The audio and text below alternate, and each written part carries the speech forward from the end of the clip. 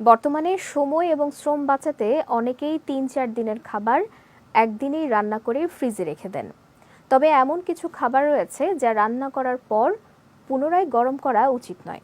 এই বিষয়ে বিশেষজ্ঞরা বলছেন, বারবার গরম করার ফলে কিছু খাবার বিষে পরিণত হয়ে ক্যান্সার সহ মারাত্মক স্বাস্থ্য ঝুঁকি সৃষ্টি করতে পারে। শেখ তাসফিয়া করিম জানাচ্ছেন বিস্তারিত।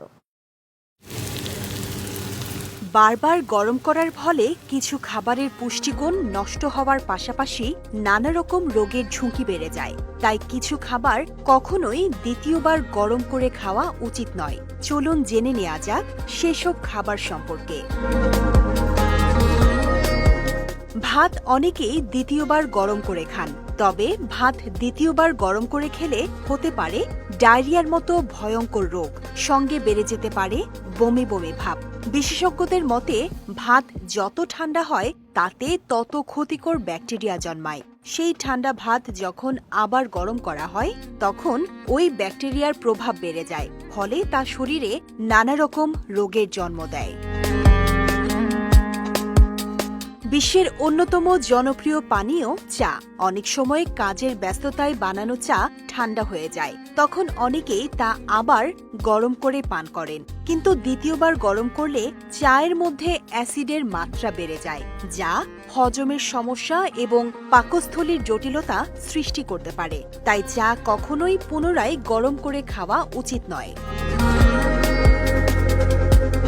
রান্না করা আলু দ্বিতীয়বার গরম করলে এর পুষ্টিগুণ নষ্ট হয়ে যায় এবং দীর্ঘ সময় কক্ষ তাপমাত্রায় রাখলে তা বিষাক্ত হয়ে উঠতে পারে। তাই আলুর তরকারি বা আলু দিয়ে তৈরি কোনো খাবারই বারবার গরম করে খাওয়া উচিত নয়। ডিম দিয়ে তৈরি কোনো খাবার বা রান্না করা ডিম একাধিকবার গরম করা উচিত নয়, কারণ পুনরায় গরম করলে এতে বিষক্রিয়ার আশঙ্কা থাকে। ডিমের পুষ্টি উপাদান নষ্ট হয়ে তা টক্সিক হয়ে উঠতে পারে, যা স্বাস্থ্যের জন্য বিপজ্জনক।